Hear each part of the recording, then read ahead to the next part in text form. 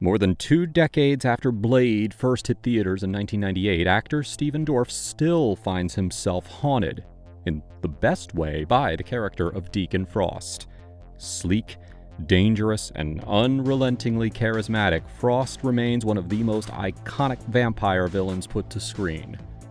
Dorff, along with Blade director Stephen Norrington, once had plans to resurrect the character in an ambitious standalone film, a dark, gritty prequel that never got made. Back in 2010, Dorff spoke candidly about their vision, revealing that he and Norrington had developed a compelling treatment for what would have essentially been a Scarface-style rise and fall story for Frost, stylishly exploring the origins of the vampiric villain who turned Blade into the Daywalker. "Me and Steve Norrington had a cool treatment," Dorff said. "When vampires got all this trending again, we thought we should do the adult version, more of like a Scarface Deacon Frost movie. But then there were so many legal things. Like, New Line owned Blade, and Marvel's got all this hype into the Avengers." According to Dorff, the idea was never about revisiting Blade itself, but rather taking Deacon Frost and reimagining him through a modern lens. An isolated, morally ambiguous anti-hero navigating a brutal underworld. "I didn't want to do a Blade movie," Dorff explained. "I just really wanted to take Deacon and then do a whole other thing which was much more today." The concept evolved into something that might not have even used the Frost name. As legal red tape and Marvel's shifting priorities made the original vision difficult to realize, Dorff and Norrington began considering a wholly original take. "The idea me and Steve had, we might just end up fictionalizing it and just making a new character, which might even be better for us." Dorff described the potential film as a character-driven origin story beginning in the 1940s, spanning decades, exploring Frost's transformation into a vampire. "We were going to do almost a prequel of how he became a vampire," he said. "We talked about how did Deacon become that guy.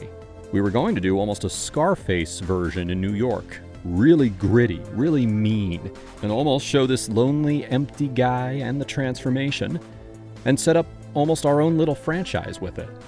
Even then, Dorff was aware of how much fan interest remained. "It was a great character.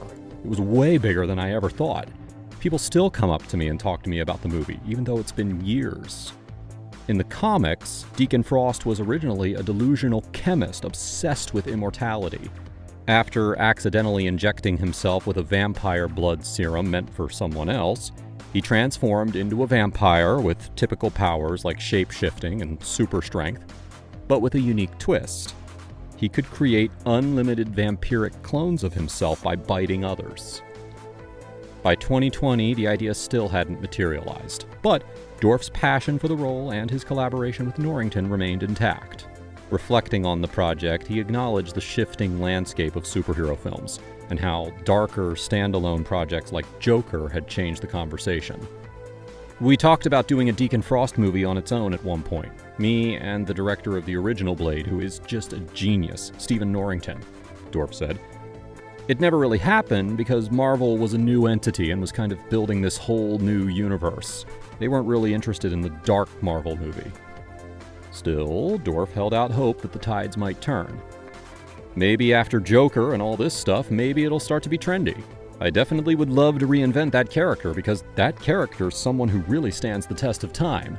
I still talk about him 20-something years later. I'm still signing Deacon Frost pictures today, so we'll see where it goes." While Marvel's cinematic universe moves in its own direction, recasting Blade, reintroducing vampires, and pursuing PG-13 accessibility, the lost Deacon Frost project remains another tantalizing what-if amongst a list of 1,000 what-ifs. Dark, character-driven, and unapologetically adult, Dorff and Norrington's vision was maybe ahead of its time. As of 2023, Frost reappeared in a great comic book storyline. In Bloodline, Daughter of Blade, Frost returned to menace Brielle Brooks, Blade's teenage daughter, who's juggling newfound vampire hunting powers and the trials of high school. Frost reemerges with his trademark smugness, kidnapping Brielle's mother and revealing a sinister plan to use the Brooks bloodline to merge the worlds of humans and vampires.